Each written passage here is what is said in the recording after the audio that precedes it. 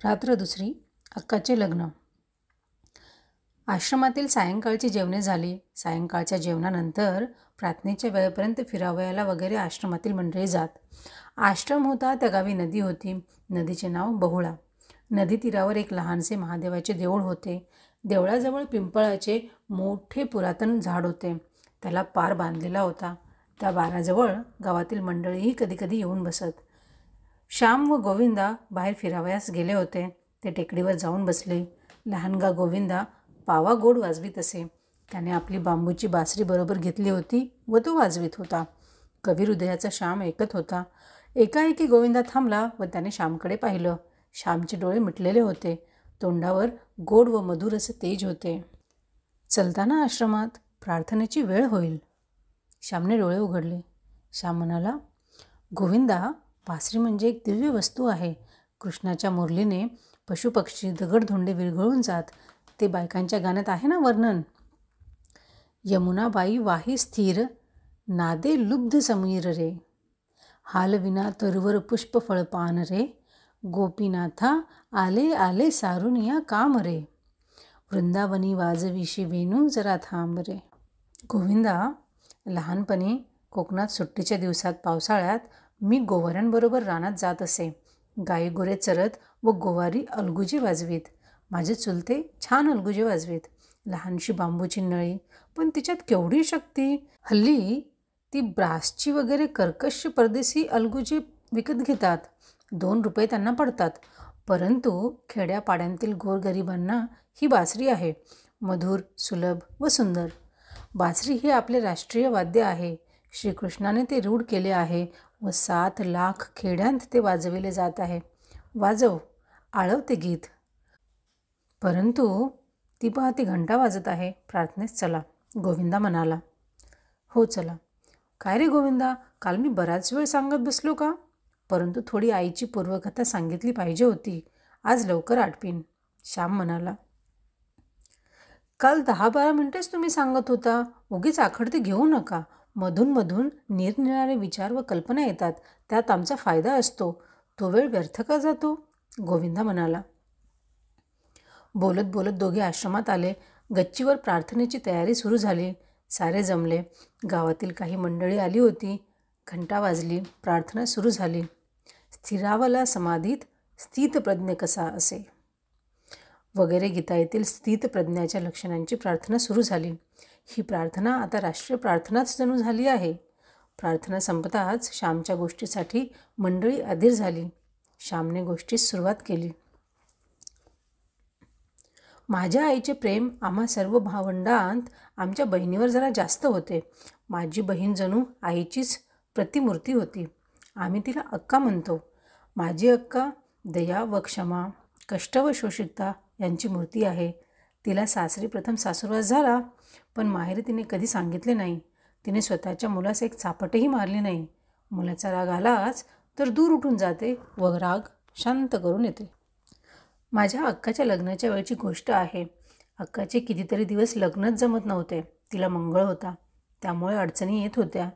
शिवाय हुंड्याची अडचण होतीच. आमचे नाव होते मोठे. बडे घर पोकळवासा अशातली गत झाली होती. पूर्वीच्या इतमामाप्रमाणे राहावे असे काही मंडळीच घरात वाटे व कर्ज वाढत होते. माझ्या अक्काला 17 ठिकाणी नाचविली. कुठे मुलगी पसंत पडली तर हुंडा आड येई. हुंडा म्हणजे मुलीच्या मानेवरचा धोंडा असतो. या हुंड्याच्या त्रासाने मुलींच्या शरीराची वाढही नीट होत नाही. त्यांना आतून चिंता जाळीत असते. मुलगी वाढत चालली, एकदा लवकर उरकलेच पाहिजे. कोठे बाईचा नवरा असेल कोणास माहीत, असे शब्द मुलींच्या कानावर येत असतात. त्यांना जीवन नकोसे होते. आपल्या देशातील तरुणच नादान. या हुंड्याची चाल नाहीशी व्हावी म्हणून 20 वर्षापूर्वी स्नेहलतेने बंगालमध्ये स्वतःला जाळून घेतले. त्यावेळेस क्षणभर तरुणांनी हुल्लड केली, सभा भरवल्या, ठराव केले. परंतु पुन्हा सारे थंड. हुंडे पाहिजेत, शिक्षणाचा खर्च पाहिजे, अंगठी पाहिजे, दुचाकी पाहिजे, घड्याळ पाहिजे. मुलीचे पैसे घेणे व मुलाचे घेणे दोन्ही गोष्टी सारख्याच निंद्य. गाईसही विकू नये असा सांगणारा माझा थोर धर्म, परंतु त्याच धर्माचे अनुयायी मुलामुलींचेही विकतात. यापरता अधर्म कोणता? तोंडाने धर्माचा तोरा सारे मिरवतात, पण कृतीने धर्माची सारी थट्टाच आहे. उदार हृदय ज्यांची असावीत ते तरुणही मेलेलेच. निंदे गोष्टींबद्दल बंड उभारण्याचे जोपर्यंत धैर्य होत नाही तोपर्यंत काही नाही. आपल्या बहिणींच्या जीवनाचा कोंडमारा करणाऱ्या रूढी व चाली ज्यांना टाकवत नाहीत त्यांना स्वातंत्र्यप्रिय आहे हे मी कसे म्हणू? असे जगाने कसे म्हणावे? परंतु जाऊ दे, मी भावनाभरात कुठेतरी वाहत चाललो. तुम्ही भलतीकडे वाहवत चाललेत तरी आम्हाला मधच मिळणार. आड रानात शिरलात तरी फुलेच दाखविणार. तुम्ही बोलत राहिलेत म्हणजे पुंगी ऐकून नाक डोलतो तसा आमचा अंतरात्मा डोलू लागतो, नामदेव म्हणाला. तुमचे काहीही असो ते गोड लागते. तुम्हीच ना ती शाहूनगरवासी नाटक मंडळीतील प्रख्यात नट गणपतराव यांची गोष्ट सांगितली होती. हॅम्लेटचे नाटक जाहीर केलेले असावे, परंतु गणपतराव रंगभूमीवर येऊन तुकाराम नाटकातीलच बोलू लागत. प्रेक्षक म्हणत तेच चालू राहू दे. गणपतरावांचे सारेच छान, तसेच तुमचे. तुम्ही गोष्ट सांगा व प्रवचन द्या, आम्हाला आनंदच आहे, गोविंदा म्हणाला. मग अक्काच्या लग्नाचे काय झाले? रामने विचारले. श्याम म्हणाला, रामची आपली मुद्द्याची गाठ. बरे ऐका तर. पुष्कळसे हिंडल्या फिरल्यावर जमले एकदाचे लग्न. लग्न रत्नागिरीस लावयाचे होते. आम्हा सर्वांस पालगडाहून रत्नागिरीस जावयाचे होते. मी तेव्हा 6-7 वर्षाचा असेन. मला फारसे आठवत नाही, परंतु आईच तो प्रसंग सांगत असे. मला तो खवळलेला समुद्र, त्या बैलगाड्या, ते सारे आठवत आहे. गावातील व घरची 50 पाऊंडची मंडळी निघाली. बरोबर गडी माणसे होती. बैलगाड्या हर्णे बंदराला लागल्या. त्यावेळेस बोटीची फार वाईट स्थिती होती. हरणेला धक्का नव्हता. पडाव समुद्रात कमरेहून अधिक पाण्यात उभे असत. तांडेलाच्या खांद्यावर बसून त्या पडावात जाऊन बसावयाचे. नंतर ते पडाव बोटीजवळ जावयाचे. हरणे बंदर जरा त्रासाचे होते, तरी तेथील देखावा फारच सुंदर आहे. हरणेचे पूर्वीचे नाव सुवर्णदुर्ग. हरणेच्या किल्ल्याच्या ओव्या बायकांत रूढ आहेत.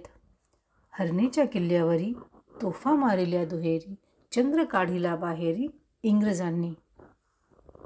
चंद्रसेन राजाला इंग्रजांनी बाहेर काढला असे ही ओवी सांगते. हरणेच्या समुद्र तीरावर नारळीची घनदाट वने आहेत. समोरच उचंबळणारा सागर पाहून ती माडाची झाडे आपल्या मानासारख्या नाचवीत असतात. समुद्राची गंभीर गर्जना 6-6 कोस ऐकू जाते. हरणेला दीपगृह आहे. उंच टेकडीवर लाल फिरता दिवा आहे. येथे खडक आहेत अशी सूचना न बोलता तो गलबताच देत असतो. संतही असेच उंच जीवनावर उभे राहून जगाला मुकेपणाने मार्गदर्शन करीत असतात. संत हे भवसागरातील दीपस्तंभच. संत कृपेचे हे दीपस्तंभ करीती साधका निष्पाप. अशा अभंगाचा चरण जमलेल्या गावातील मंडळींपैकी एकाने म्हटला. खेडेगावातील वारकरी वगैरेंच्या तोंडी कितीतरी अभंग, ओव्या वगैरे असत. त्यांना जितके पाठांतर असते तेवढे आम्हा सुशिक्षितांस नसते. सुशिक्षितांस इंग्रजी कवी माहीत असतात, त्यांची वचने त्यांना पाठ, परंतु ज्ञानोबा तुकाराम यांची त्यांना आठवण नसते. श्याम म्हणाला, तो लाल दिवा रात्री किती सुंदर दिसतो. रात्री आकाशात चंद्र असावा, समुद्राला प्रेमाची भरती येत असावी. त्यावेळेस समुद्राच्या वक्षस्थळावर शेकडो चांद नाचताना दिसतात. आपल्या गोजीरवाण्या गोऱ्या गुमट्या मुलाचे शेकडो फोटोच समुद्र काढून घेत आहे असे वाटते. समुद्राचा का चंद्र मुलगा? एका लहान मुलाने विचारले. हो, समुद्रमंथनाच्या वेळेस तो 14 रत्नांबरोबर बाहेर पडला अशी कथा आहे, परभारे नामदेवानेच उत्तर दिले.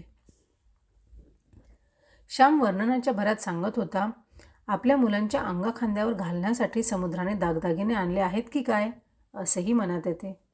किंवा चंद्रच शेकडो रुपये घेऊन खाली लाटांशी खेळण्यासाठी उतरला आहे असे वाटते. सारी मौज असते. वारे वाहत असतात, नारळे डोलत असतात, लाटा उसळत असतात, दीप चमकत असतो, चंद्र मिरवत असतो, पडाव भरत असतो. तांडेल व खलाशी यांची आरडाओरड चाललेली असते. कोणाचे सामान राहून जाते, कोणाचे बदलते, कोणाचे हरवते, कोणाला पडाव लागतो, कोणाला उलटी येते, ती एखाद्याच्या अंगावर होते व मग तो उसळतो. हिंदुस्थानातील सारी अव्यवस्था, सारा गोंधळ, सारा उदासीनपणा, सारी सहानुभूती शून्यता तेथे दिसून येते. आम्ही पडावात बसलो. पडाव चालू झाले.